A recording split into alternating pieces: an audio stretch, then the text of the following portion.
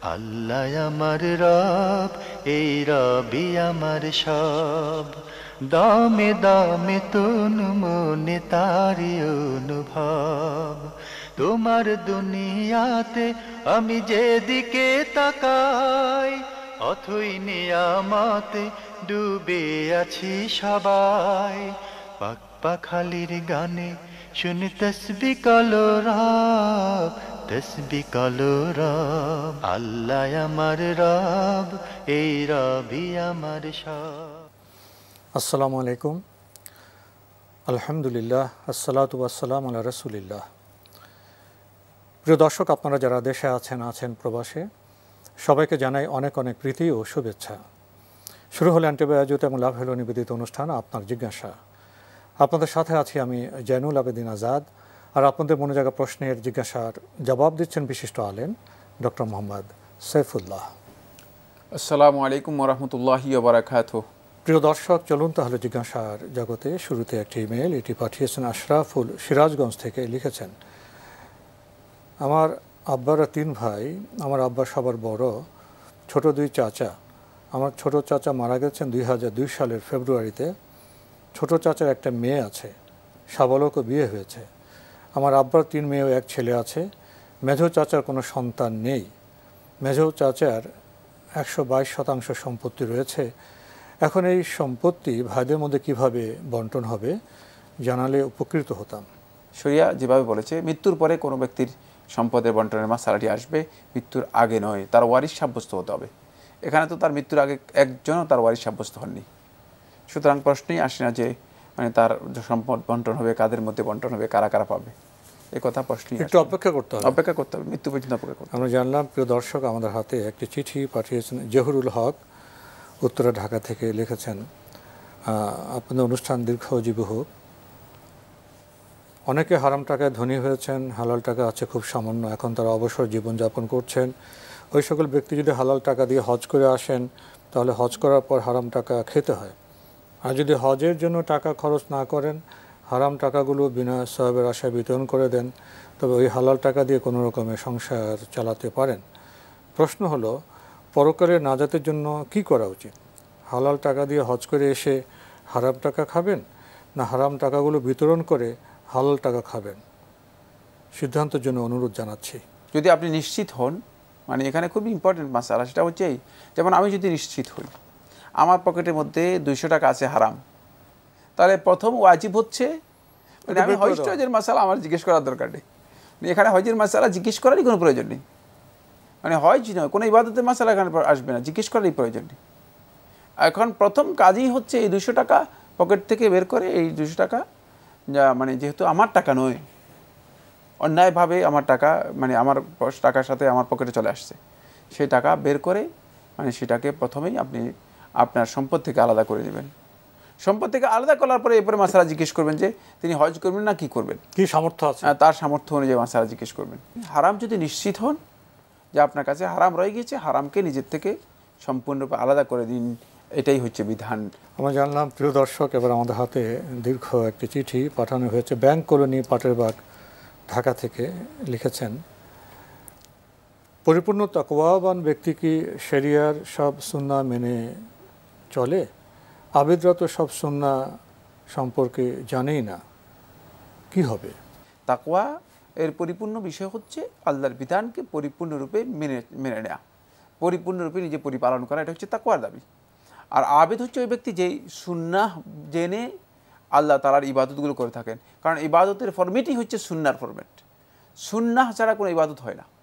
এখন তিনি যদি সুন্নাহ না জানেন, তাহলে তিনি আবেদ হতে পারবেন না, প্রশ্নই আসে না।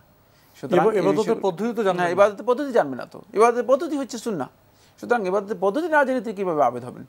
তাই এই কথাগুলো আপনার এখানে মূলত কনসেপ্টের মধ্যেই ভুল রয়েছে, আবেদের কনসেপ্টে ভুল রয়েছে, পরিপূর্ণ মুত্তাকি বা তাকওয়াবান ব্যক্তি এই কনসেপ্টের মধ্যে ভুল রয়েছে। ফলে আপনি এই দুটি প্রশ্ন করেছেন, প্রশ্ন দুটিই ভুল। আমরা জানলাম। প্রিয় দর্শক, আপনি আরও লিখেছেন, সিজদার সময় 2 হাতের পাতা কানের উপরের অংশের বরাবর নাকি নিচের অংশের বরাবর থাকবে? উপরের অংশ বলতে কোনটাকে বোঝাচ্ছে? কানের তো হাতের পাতা সেজদার সময় হাতের পাতা কানের উপরের অংশের বরাবর নাকি নিচের অংশে বরাবর? না, কানের নিচের, যে কানের যেটাকে মানে লতি বলা হয়, কানের লতি বলা হয় তাকে, মানে এই অংশটা এটা হচ্ছে মানে এই বরাবর থাকবে। জি, আমরা জানলাম। প্রিয় দর্শক আরো লিখেছেন, কোন অঙ্গভঙ্গিগুলো ইসলামে নিষেধ করা হয়েছে? যেই অঙ্গভঙ্গিগুলো মানে মানবিকভাবে দাম্ভিক্যের বহিঃপ্রকাশ ঘটায় এবং একজন মানুষকে মানুষের যে মরুয়াত রয়েছে, মরুয়াত হচ্ছে মানে ব্যক্তিত্বের যেই মানে দাবি রয়েছে, সেই দাবির থেকে মানুষকে নিকৃষ্ট করে দেয়, এই ধরনের সকল অঙ্গভঙ্গি ইসলামী শরীয়তের মধ্যে কোনোটা নিষিদ্ধ, কোনোটা নাজায়েজ, কোনোটা অপছন্দনীয়। তাহলে আমি বুঝাতে পারলাম জিনিসটা, দাম্ভিক্যের দিক বোঝায় এই ধরনের অঙ্গভঙ্গি যেগুলোর মধ্যে দাম্ভিক্য রয়েছে। আমি উদাহরণ দিই, যেমন এই যে হাতগুলোকে একসাথে করে এইভাবে করা অথবা মাথার নিচে এভাবে করা, এগুলো দাম্ভিক্যের বোঝায়। যেমন একটা ঘাড় নেড়ে কথা বলা, এটাকে দাম্ভিক্য বোঝায়। ওয়ালা তুসাইর খাদ্দাকা লিন্নাস, এবার কোরআনের মধ্যে যাই, আল্লাহ সুবহানাহু ওয়া তাআলা বলেছেন যে তুমি তোমার মানে গালকে, চোয়ালকে মানুষের জন্য বাঁকা করে বলো না। অনেক কথাবার্তা বলেন যে একেবারে উপেক্ষা করে কথা বলেন, মানে এখানে দাম্ভিক্যের লক্ষণ রয়ে গিয়েছে। যেমন কেউ কারোর দিকে কথা বলার সময় দেখা যায় যে তার দিকে অবজ্ঞার দৃষ্টি দিয়ে কথা বলেন, তাদের ফিরেই না, ফিরেন না, দাম্ভিক্যের লক্ষণ রয়ে গেছে। এগুলো, এই অঙ্গভঙ্গিগুলো ইসলামী শরীয়তের মধ্যে হারাম, ইসলামী শরীয়তের মধ্যে এই অঙ্গভঙ্গিগুলো হারাম। ফলে যেমন কারোর সাথে কথা বলছেন, আপনি তার প্রতি অত্যন্ত রাগান্বিত মানে অঙ্গভঙ্গি করেছেন, এটি হারাম, নিষিদ্ধ, কারণ দাম্ভিক্যের বিষয় রয়ে গিয়েছে। নাক ফুলিয়ে কথা বলে, হ্যাঁ, মানে এই দাম্ভিক্যের দিকটা রয়ে গেছে। আবার কিছু কিছু অঙ্গভঙ্গি রয়েছে যে অঙ্গভঙ্গিগুলোকে অপছন্দ করা হয়েছে, সেগুলো অনেক সময় আলোচনা, যেমন সালাতের মধ্যে এইভাবে দাঁড়ানো, এটাকে মানে ইখতিসার বলা হয় থাকে। অনেককে দেখা যায় এই ধরনের করে থাকেন, অনেককে দেখা যায় এই ধরনের আচরণ করে থাকেন। এই কাজগুলো ইখতিসার অথবা এই ধরনের কাজগুলো মাকরুহ, অপছন্দনীয়। এখানে দাম্ভিক্য নেই, কিন্তু এখানে অলসতার একটা রূপরেখা আছে। মানে এই দেখেন ইসলামের মানে সৌন্দর্যগুলো মানে খুবই ইম্পর্টেন্ট প্রশ্ন। মানে এই জন্য চলার ক্ষেত্রেও মানে এমন কোনো মানে চলার ক্ষেত্রে আপনি যখন চলবেন, নবী সাল্লাল্লাহু আলাইহি ওয়াসাল্লাম যখন হাঁটতেন, মনে হচ্ছে যে নবী সাল্লাল্লাহু আলাইহি ওয়াসাল্লাম পাগুলো উপরে তুলে তুলে তারপরে পা দিচ্ছেন, মনে হচ্ছে যেন উপরের দিকে উঠতেছেন। নবী সাল্লাল্লাহু হাঁটার পদ্ধতি এমন ছিল, হাঁটার মধ্যে এমন ছিল না যে মানে তিনি মানে আশেপাশে নাড়াচড়া করে এভাবে হাঁটতেন, মানে যাতে করে দৃষ্টি আকর্ষিত হয় অথবা দাম্ভিক্যের বহিঃপ্রকাশ করে।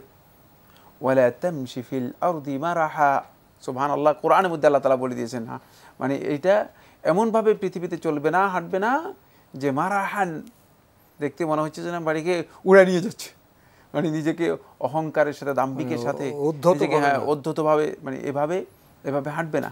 কারণ এই পদ্ধতি, এই অঙ্গভঙ্গিকে ইসলামের দৃষ্টিকোণ থেকে নিষেধ করে দেওয়া হয়েছে। ফলে আল্লাহ নবী সাল্লাল্লাহু আলাইহি ওয়াসাল্লাম মানে আচরণের দিক থেকে যে দিকগুলো একজন মানুষের মরুয়তকে ধ্বংস করে, নষ্ট করে, মরুয়ত হচ্ছে তার মানবিক যে ব্যক্তিত্ব রয়েছে, সে ব্যক্তিত্ব এটাকে নিকৃষ্ট করে দেয়। মানে এই আচরণকেও নবী সাল্লাল্লাহু আলাইহি ওয়াসাল্লাম অপছন্দ করেছেন। আবার যে আচরণের মধ্যে দাম্ভিক্যের মানে বহিঃপ্রকাশ ঘটে, সেটাকেও নবী সাল্লাল্লাহু আলাইহি ওয়াসাল্লাম অপছন্দ করেছেন এই অঙ্গভঙ্গির মধ্যে। মানে এই ধরনের অঙ্গভঙ্গি কোনোভাবেই মানে করার বিধান দেন নেই। ফলে কোনোভাবেই জায়েজ নেই যে কোনো ব্যক্তি তার অঙ্গভঙ্গির মাধ্যমে মানে কাউকে উপেক্ষা করবেন অথবা অঙ্গভঙ্গির মাধ্যমে তিনি কারো প্রতি অবজ্ঞা অবহেলা দেখাবেন। এটা ইসলামী শরীয়তে অনুমোদন দেয়নি। ফলে ইসলাম মানে কথার ক্ষেত্রে, বলার ক্ষেত্রে, দৃষ্টির ক্ষেত্রে, মানে সকল ক্ষেত্রেই সুনির্দিষ্ট নিয়ম নীতিমালা দিয়ে দিয়েছেন। মানে আপনি যখন তাকাবেন তখন কিভাবে তাকাবেন, তারপরে যখন হাঁটবেন তখন কিভাবে হাঁটবেন, যখন বসবেন তখন কিভাবে বসবেন, বসার ক্ষেত্রেও নীতিমালা রয়েছে। ফলে নবী সাল্লাল্লাহু আলাইহি ওয়াসাল্লাম কিছু কিছু বসাকেও নবী সাল্লাল্লাহু আলাইহি ওয়াসাল্লাম পছন্দ করেছেন, মানে এই অঙ্গভঙ্গিটাকে অপছন্দ করেছেন। কেন? এই জন্য এই বসাটাকেও নবী সাল্লাল্লাহু আলাইহি ওয়াসাল্লাম পছন্দ করেছেন, যেহেতু এই বসার মধ্যেও মানে কিছু অর্থ রয়ে গিয়েছে যেগুলো দাম্ভিকের অহমিকার, সেটাকে নবী সাল্লাল্লাহু আলাইহি ওয়াসাল্লাম পছন্দ করেন। আপনি আরো লিখেছেন, আল্লাহ আমার রব, এই রবই আমার সব। এই বাক্যটির ব্যাখ্যা কি? আপনি বোধহয় আপনার জিজ্ঞাসা অনুষ্ঠানটা যে সূচনা সঙ্গীত হয়, সেই সঙ্গীতের শুরুর কথা নিয়ে কথা বলেছেন। আল্লাহ আমার রব, এই রবি আমার সব, এই বাক্যটির ব্যাখ্যা কি? আল্লাহ রাব্বি ওয়া রাব্বুকুম, আল্লাহ আমার রব এবং তোমাদের রব। মানে আল্লাহ রাব্বুল আলামিন যে আমাদের রব, এতে কোনো সন্দেহ নেই। আর কি সন্দেহ আছে? এটা কোরআনের বক্তব্য। আর আল্লাহ রাব্বুল আলামিন যে মানে আমাদের মানে সব কিছু আল্লাহ রাব্বুল আলামিন কর্তৃক মানে আল্লাহর পক্ষ থেকে, মানে এই যে যা কিছু আল্লাহ সুবহানাহু ওয়া তাআলা দিয়েছেন, আমাকে যা কিছু দিয়েছেন, এসব কিছু যে আল্লাহর পক্ষ থেকে, এটাও একেবারেই স্বীকৃত, প্রমাণিত, ধ্রুব সত্য। সুতরাং মানে এই রবি আমার সব, মানে সব কিছুই তো এই রবের পক্ষ থেকেই, তিনিই তো আমার সব কিছু পরিচালনা করছেন, সব কিছু তার মাধ্যমে হচ্ছে। এবং পুরো সারেন্ডার আল্লাহ সুবহানাহু ওয়া তাআলার কাছেই মানে আমরা মানে এই বিষয়টি ঘোষণা দিচ্ছি। ফলে ওয়ালাহু আসলামা মান ফিস সামাওয়াতি ওয়াল আরদ তাওআন ওয়া কারহা, যে আল্লাহ তাআলার জন্য তার কাছেই আসমান সমূহ এবং জমিনে যা কিছু আছে সবগুলো স্বেচ্ছায় অনিচ্ছায় আল্লাহ তাআলার কাছে আত্মসমর্পণ করে আছে, আল্লাহ রাব্বুল আলামিনের কাছে ইসলাম গ্রহণ করে আছে। সুতরাং তার কাছেই তো সব কিছু আমাদের। আমরা যদি বাঁচতে চাই তার কাছ থেকেই, আমরা যদি মরতে চাই তার কাছ থেকেই, সব কিছুই আমাদের তার কাছে প্রত্যাবর্তিত হবে। এটাই এখানে মূলত বোঝানো হয়েছে, তিনি আমার সব। এই গানের যে মর্মবাণী, সেটা আমরা উপলব্ধি করি, আমাদের জীবনকে সেদিকে আমরা পরিচালিত করি। আপনারা লিখেছেন, এশার সালাত শুনেছি একটু দেরি করে পড়া ভালো, ওয়াক্তের কতক্ষণ পর সেটি পড়া ভালো? 1/3 পর্যন্ত নবী সাল্লাল্লাহু আলাইহি ওয়াসাল্লাম পছন্দ করতেন ডিলে করার জন্য, কিন্তু নবী সাল্লাল্লাহু আলাইহি ওয়াসাল্লাম দুর্বল নারী এবং শিশুদের কারণে সেটা করতেন না।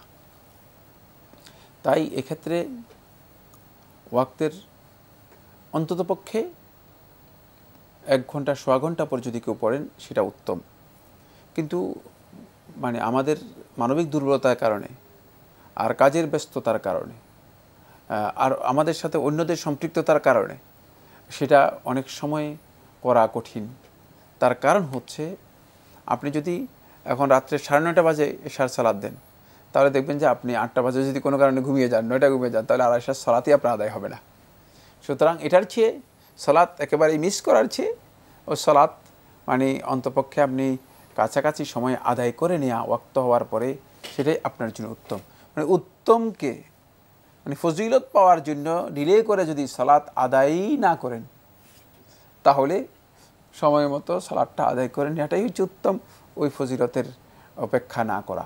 এই জন্য মূলত আমাদের সমাজের মধ্যে দেখা যায় যে সালাত 8:30 অথবা 9:15 বিভিন্ন জায়গায় হয়ে থাকে, মানে অনেক বেশি ডিলে করা হয় না।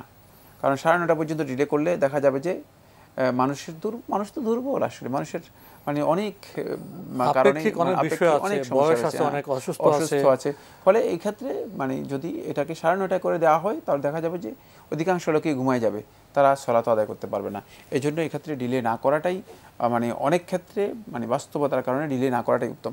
কিন্তু যদি যেখানে কন্ট্রোল করার মতো ব্যবস্থা রয়েছে, যেমন প্রতিষ্ঠান, সবাই ছাত্র রয়েছে, তাদেরকে নিয়ন্ত্রণ করার সুযোগ আছে, হোস্টেল আছে, সেখানে যদি মানে ডিলে করা হয়ে থাকে তাহলে সেটা উত্তম, কোনো সন্দেহ নেই। তবে এশার সালাত নবী সাল্লাল্লাহু আলাইহি ওয়াসাল্লাম ডিলে করাকে উত্তম মনে করতেন।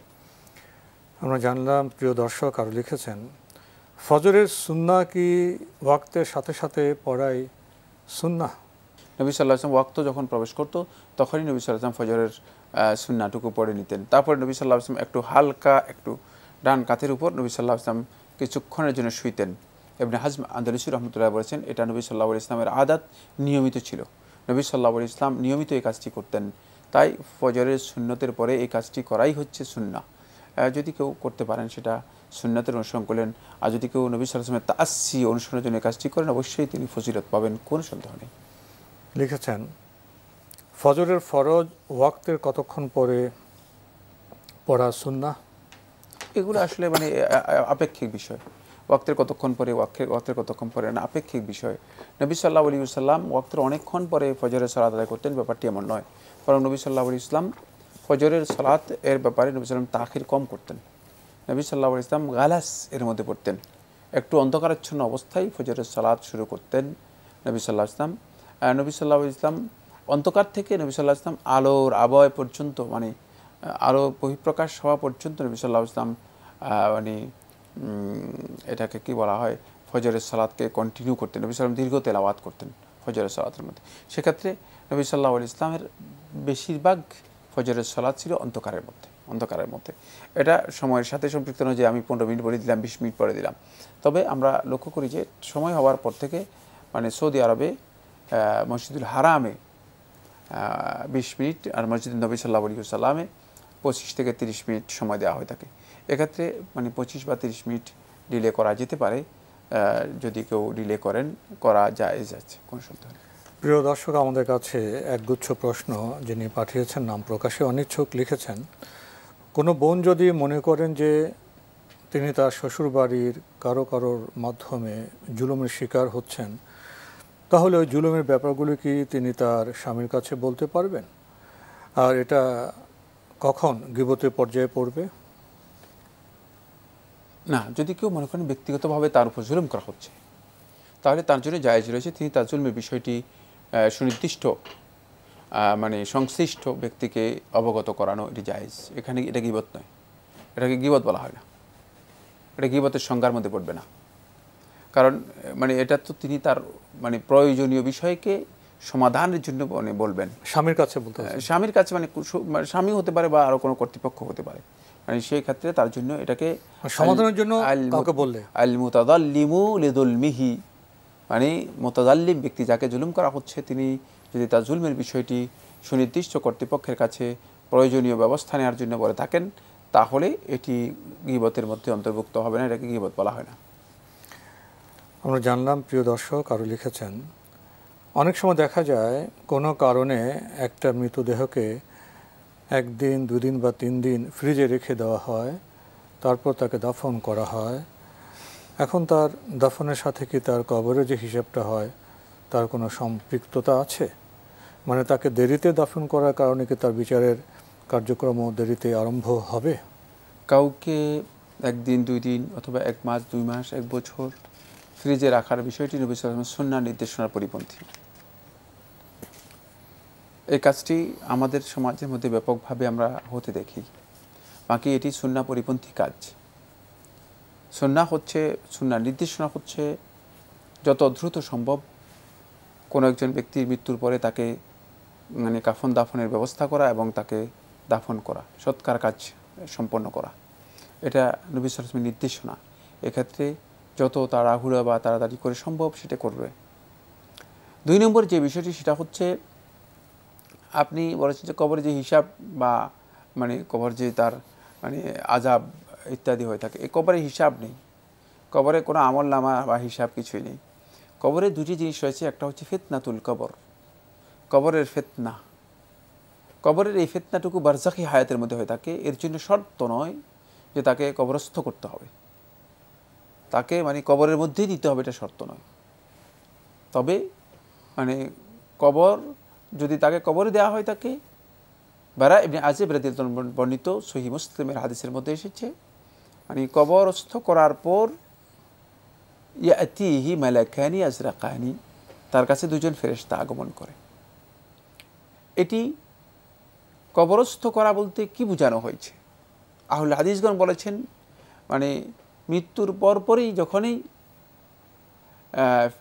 তাকে তার আত্মীয় স্বজন পরিবার পরিজনের লোকেরা তাকে মানে আলাদা করে রেখে দেন, মানে তাকে পরিপূর্ণরূপে আলাদা করে ফেলেন, সেটাই হচ্ছে তার সম্পূর্ণরূপে মানে সেখান থেকে তার বারজাখি হায়াতে তাকে নিয়ে যাওয়া হয় গেছে। এখন বারজাখি হায়াতে মানে তার মানে ফিতনাতুল কবর, কবরের যে ফিতনা রয়েছে সে ফিতনা এবং কবরের যে আযাব রয়েছে সে আযাব হবে, এটা আমরা বিশ্বাস করি। এটি আহলে সুন্নাত ওয়াল জামাতের আকীদা। এখন যদি কেউ প্রশ্ন করেন যে এর সূরত কী হবে, এটা আমরা কিছুই জানি না, হাকিকত কী। কারণ বারজাখি হায়াতের হাকিকত কী? রাসূলুল্লাহ সাল্লাল্লাহু আলাইহি ওয়াসাল্লাম তার সাহাবাই কেরামদেরকেও এই ধরনের কোনো প্রশ্নের উত্তর দেননি, আর সাহাবাই কেরাম এই ধরনের কোনো প্রশ্ন করেননি, আর কেউ ইজতিহাদ করে এই ধরনের বক্তব্য দেওয়ারও সুযোগ নেই, যেহেতু এটি অদৃশ্য জ্ঞান। সুতরাং একেবারেই অদৃশ্য জ্ঞান সম্পর্কে আন্দাজ অনুমানের উপর বক্তব্য দেওয়া এটি মানে বড় ধরনের বিভ্রান্তি, বিচ্যুতি, কোনো সন্দেহ নেই। তাই এক্ষেত্রে আমরা এতটুকু বিশ্বাস করবো যে হ্যাঁ, যখনই তাকে আলাদা করে নেওয়া হয় তাকে, তখন থেকেই তার কবরের যেই মানে ফিতনাতুল কবরের যে প্রশ্ন, কবরের যে জিজ্ঞাসা রয়েছে, সেই জিজ্ঞাসা তার শুরু হয়ে যায়। সেক্ষেত্রে তিনি কবরের জিজ্ঞাসার মুখোমুখি হবেন। বাকি এর জন্য শর্ত নয় যে তাকে কবরস্থ করতে হবে। তার থেকে আলাদা করে দেওয়াটাই হচ্ছে, মানে বিচ্ছিন্ন করে দেওয়াটাই হচ্ছে এখানে তার বারজাখি হায়াতের মানে শুরু হয়ে গেছে। কারণ মৃত্যুর সাথে সাথেই বারজাখি হায়াতের শুরু হয়ে যায়। এখন তাকে দাফন করার পরে এই বক্তব্যটি সহিহ মুসলিমের মধ্যে এসেছে, মানে তাকে যখনই আলাদা করা হবে, মানে আত্মীয় স্বজনের কাছ থেকে তাকে যখনই আলাদা করে নিয়ে নেওয়া হবে, তখন থেকেই মূলত তার বারজাখি হায়াত শুরু হয়ে যাবে। সেটা ফ্রিজের মধ্যে হতে পারে, সেটা মানে সমুদ্রের মধ্যে হতে পারে, সেটা মানে অন্য কোথাও হতে পারে, মানে সেটা কবরের মধ্যে হতে পারে। তো আজকে আমাদের এখানে শেষ করতে হচ্ছে। আপনাকে অনেক ধন্যবাদ। আপনাকে অশেষ ধন্যবাদ। প্রিয় দর্শক, আমরা দেখছিলাম এনটিভি আয়োজিত এবং লাভেলো নিবেদিত অনুষ্ঠান আপনার জিজ্ঞাসা। আমাদের এই অনুষ্ঠান আপনারা এনটিভি অনলাইনেও দেখতে পারবেন। ভিজিট করুন www.ntvbd.com। এছাড়া ইউটিউব এবং আমাদের ভেরিফাইড ফেসবুক পেজে অনুষ্ঠান দেখতে পারবেন। আমরা তো খুব সহজ করে আমরা মৃত্যুর কথা বলি, বারজাখের কথা বলি, কিন্তু মৃত্যু বিষয়টা কেমন, বারজাখের জীবনটা কেমন, এরপরে কিয়ামতের অবস্থা কেমন হবে, পবিত্র কোরআনের আলোকে এই বর্ণনাগুলো যে আমাদের চোখের সামনে থাকে, তাহলে বোধহয় আমাদের সমাজে রূপটা অন্যরকম হয়ে যেতে পারত, বর্তমান সভ্যতা অন্যরকম হয়ে যেতে পারত। একটু গভীরভাবে উপলব্ধি করলে বোঝা যাবে আসমানি যে জ্ঞান, অভ্রান্ত জ্ঞান, সেই জ্ঞান থেকে বোধহয় আমরা একটু বিযুক্ত হয়ে পড়েছি, বিচ্ছিন্ন হয়ে পড়েছি। ফলে আমাদের জীবন সুন্দর হচ্ছে না, সমাজ সুন্দর হচ্ছে না, এবং পৃথিবী, এই সভ্যতা কেন যেন দিন দিন অমানবিক হয়ে যাচ্ছে। আসুন আমরা মৃত্যুর কথা ভাবি, বারজাখের জীবনের কথা ভাবি কিয়ামতের কথা। চিঠি লিখুন, প্রশ্ন পাঠান আমাদের ঠিকানায়। পরিচালক আপনার জিজ্ঞাসা, এনটিভি, বিএসসি ভবন, 7ম তলা, 102 কাজী নজরুল ইসলাম এভিনিউ, কারওয়ান বাজার, ঢাকা 1215। আপনারা ইমেল করতে পারেন। আমাদের ইমেল অ্যাড্রেস আপনার জিজ্ঞাসা @ntvbd.com। প্রিয় দর্শক, মহান আল্লাহ আমাদের সবাইকে নিরাপদে রাখুন শান্তিতে। আসসালামু আলাইকুম। আল্লাহ আমার রব, এই রবি আমার সব, দামে দামে তুন মনে তারি অনুভব। আল্লাহ আমার রব, এই রবি আমার সব।